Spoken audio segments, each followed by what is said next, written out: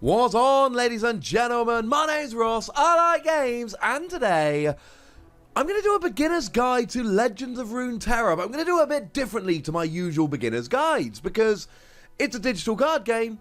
I'm going to show you around the digital card game. Now, it is based on League of Legends. We've got heroes from League of Legends and whatever these things are. It's all very lovely. Oh, I get to select a player icon, do I? I didn't know I could do that. Let's go for... I kind of like that little dude. I like the weird grumpy cat, but I think him and his giant hammer, that will have to do for now. Mighty Poro. There we go. They're called Poros. So, this launched just a couple of days ago. It is an open beta at the moment. I'm sure you have a bunch of questions. So let's have a chat, shall we? Now, the game itself is a digital card game. We're going to play a game in a moment. But first, we need to actually have a look at how the game works in terms of monetization and all of that. Now, if we click on the rewards tab here, there are various rewards as you go through. Now, yesterday I did the tutorials, just the tutorials. No, that's a lie. I did 2 random games against AI. And I opened up a bunch of stuff. I haven't opened up everything from the prologue yet. I should do that this evening. But if we go over to my collection, I have got 3 entire decks we can have a look at here. Now, these decks are basically given to you for just going through the core tutorial. That's basically it. When you go through the core tutorial, you get given 3 decks. This isn't all the extra stuff. The core tutorial takes somewhere in the region of around about an hour-ish, as a rough guess. And you end up with 3 complete decks, and life is good. Now, you then do have a bunch of other cards, and this is essentially what I ended up grabbing just yesterday, as I went through and did the rest of the tutorials.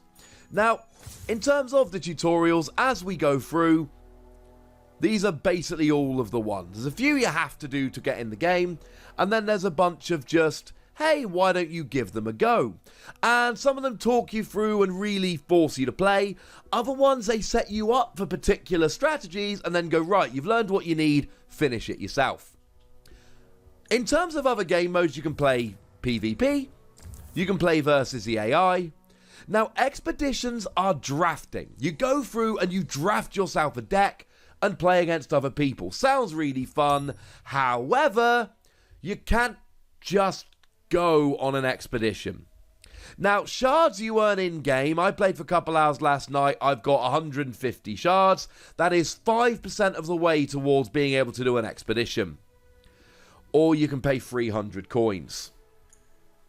Yeah, the expeditions are paywalled, basically. But that's alright. PvP isn't, AI isn't, tutorials aren't. There's still a lot to do without going on quests. Now, in terms of getting cards, there's no such thing as a booster pack. You have the rewards that you get for going through and getting experience. And if we go home, we've got the weekly vault. Now, on Tuesday, it's Friday now, on Tuesday, the vault will unlock. I am I'm on level 2. As we go through, we go up and up and up. Level 10's where it starts getting really good, because you then get a guaranteed level 10 champion. But you build up, and the more XP you get every Tuesday, everyone gets a whole bunch of new cards. That is nice. You've also got quests. So when I play 2 more cards with 6 or more mana, 100 XP. If I spend 9 spell mana, 200 XP. I've done 6. And if I play another champion, I get 300 XP. Sounds like fun. So you do your quest to gain XP. You play games and do tutorials to get XP.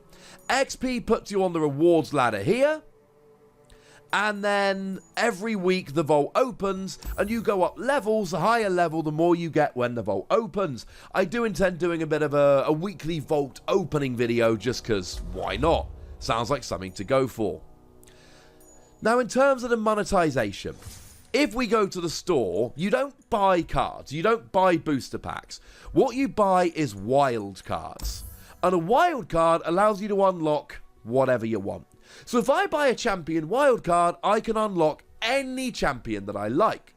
Going through the little bit I got yesterday, I got myself a common and 2 rare wild cards. No epic, no champion, but 1 common and 2 rare wild cards. 70 coins worth of stuff.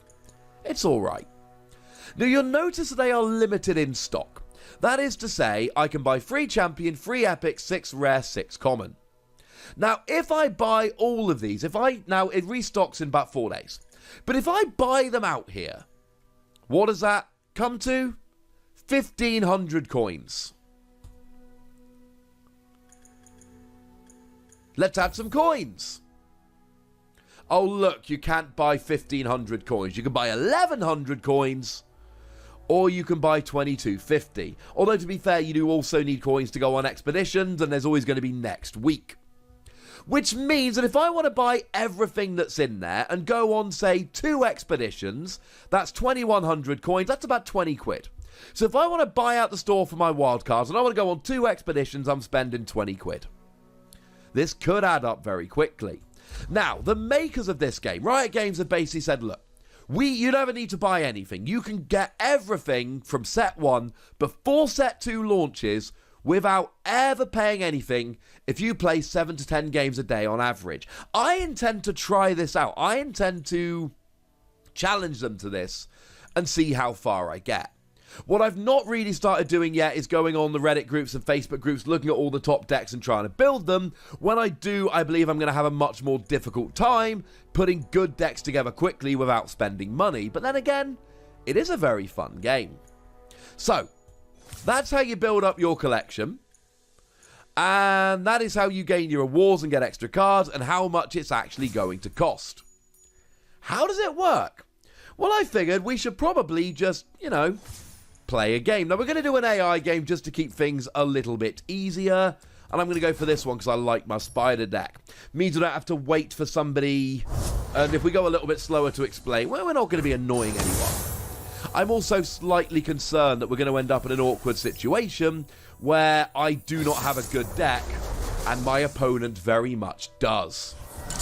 So, we start off with the usual rules of mulliganing. You can just replace any card you like. I don't want those 2 cards. They're too expensive for now. So I'm going to get rid of those 2. I get 2 more cards. I just get 1 simple, easy mulligan to start the game.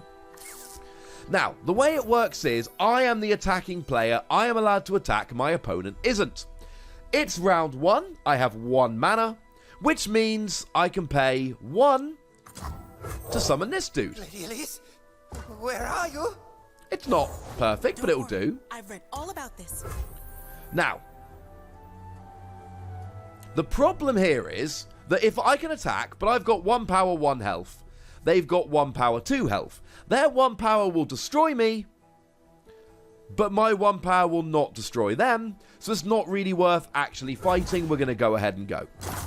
The goal is that you try and destroy your opponent's creatures. When you destroy your opponent's creatures,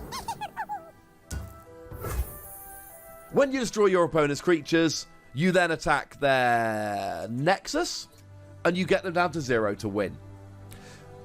We take it in turns to play cards. The round ends when you either attack, or you basically when everybody passes. You can attack once per round, and you literally take it in turns to play cards. Now, the problem is every time I draw a card, Astute Academic gets a +1 for the round, which isn't great. Now, I've got a bunch of 2-cost spells, but they don't do very much at the moment, so I'm going to pass. But the good news is, any oh no! Right. So I'm going to block him with him. Get me out of here! They'll destroy each other, and that's going to do 2 damage to my Nexus. But I had a skill that when I got killed, I got a Spiderling, so it's not all bad.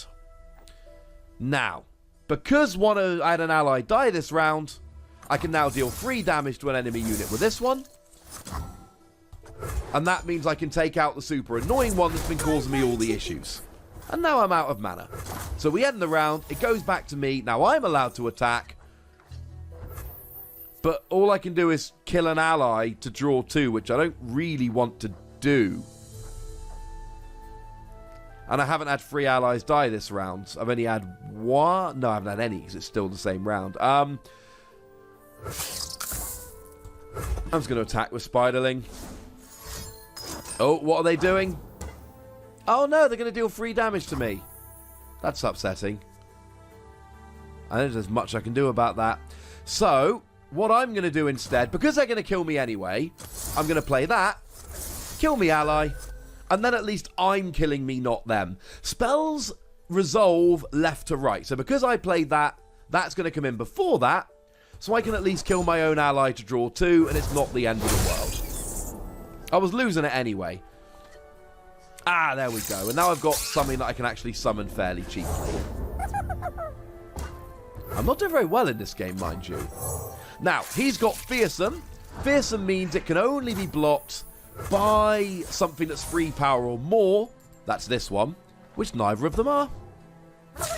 Every time you get to a new round, you end up with 1 more mana. So next round I'll have 5, then 6, then so on. Okay, what can I actually summon? I can kill an ally to draw 2, but I don't really want to. Oh, he's going to kill me if I block. Oh, he's forcing me to block. Okay, we'll just... Now, he's got that hook. The hook basically says he can drag whatever he wants to come in and block. So you take it in turns to play.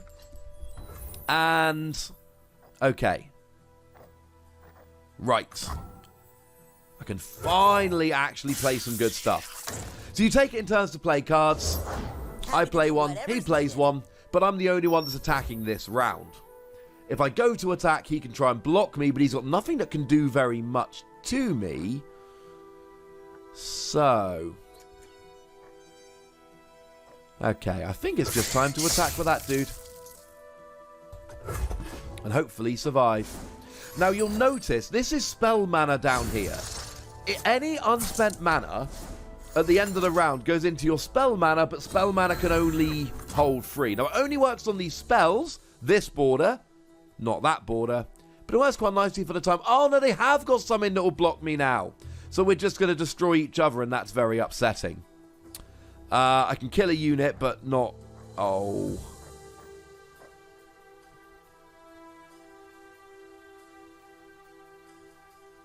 Nope. So they're both going to kill each other. Sad face. Okay, I can't lose against the AI in my example game. That would be beyond embarrassing, so we're going to have to pick this up in a second. How y'all doing tonight? That was a bit aggressive. So, I don't want to play an enemy unit just for it to take 1 damage. So let's not do that for now. What we can do... What can we do?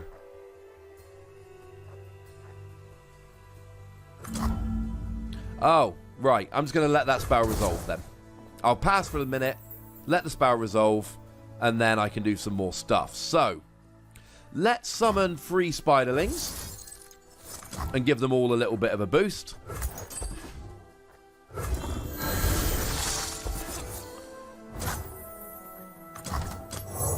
And then I can go for an Arachnoid Sentry, and I'm going to stun. See, it does get resolved at the end of the round, so it doesn't really matter, but... Okay. Right. Did that sound right? So, he's doing 4, he's got 1. So let's just whack a spiderling up, and then they'll just destroy each other. He does 4 to my 1, I do 2 to his 1. But I'm still building up a little bit of a battle line, so I think we're doing alright here.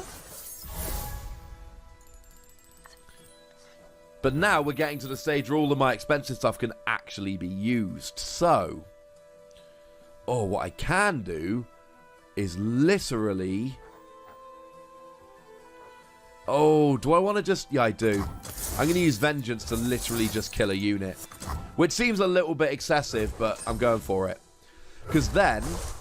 The only one they've actually got doesn't do any damage. And now I can just throw all of my guys up. Yes. Then I've done 7 to the Nexus. 2 for that, 2 for that, 3 for that. And now we're rocking. Oh, now this is my champion. This is Elise. Now again, it's got Fearsome, so it can only be blocked by... It can only be blocked by... free power or more, which my opponent doesn't have. And I level up if at the start of the round I've got 3 or more other spiders. Now, all the champions have a level up mechanic. There is something that happens that causes them to level up. Sometimes it's when you strike, sometimes it's when you take enough damage, one just when you get destroyed. Elise is when you've got 3 or more other spiders at the start of the round, which I actually do currently have 3 spiders, but it's not the start of the round. So what we'll do is... And also you summon you summon a spiderling when you attack. So we'll play Elise down. I pull the strings. And then I'm going to play an arachnid host to get another one of them down. Little feet. Okay. See, and now we can end the round. And now I get to attack, and I'm in a much better position. Is beneath the skin. That is Elise leveling up because it's the start of the round. And then I've got better stats than I had before. Right. So let's play a Blade's Edge. Deal 1 damage to that. Just take him out. I have insurance. And then...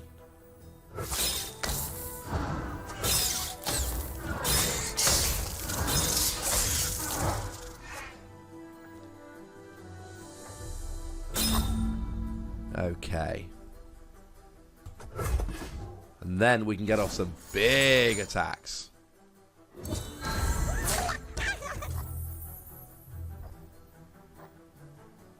No, that'll do. And then I've taken the Nexus down to 0 and we win. There's a lot more to the game, there's a lot more little mechanics and all of that, but for the time being, that gives you a nice idea of roughly how the game plays. And I played 2 champions, so I get my experience.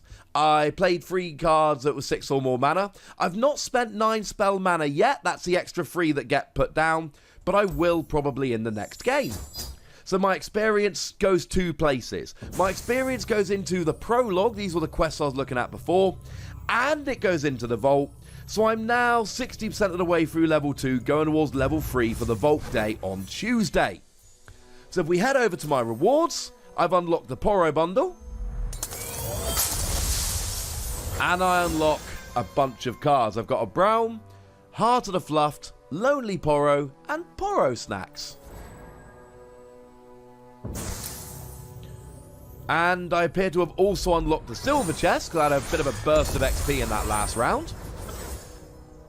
Now, if you end up with too many of a particular card, so here, these were rare cards, but essentially I already had maxed out. I'd already had, I think, 3 copies or 4, whatever the maximum is, of them.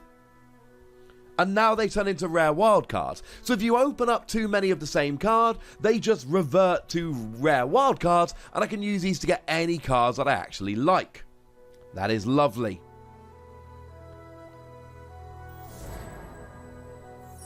Oh! And I got a draft token. So now that expedition I was talking about earlier, I said it was 3,000 shards or 300 coins. Well, then you can also pay it with a draft token. So now, at some point in the not too distant future, I can head on over to the expedition and I can play drafting. And before you've gotten a huge amount of cards, drafting really is where it goes. So I'm not going to do it yet. But you see, I don't have enough coins, I don't have enough shards, but I do have myself a draft token that I can use. So there you go, ladies and gentlemen. That should be a decent overview of roughly what Legends of Runeterra is, how the game plays, etc. Any other questions, chuck them in the comments, and I'm sure myself or someone else will get to them shortly. But for now, make sure you like this video, subscribe to this channel. There's going to be lots more Legends of Runeterra. I'm getting addicted. And follow me on Twitter at the Wossy, where we're going to talk about this game and many other fun ones. And do please consider checking out patreon.com/PTCGradio, where you can support the channel, get some bonus pods, that kind of good stuff. But by far the most important thing, as always, look after yourselves till next time, would ya? Thank you very much for watching. My name's Ross, and you've been watching Wossy Plays.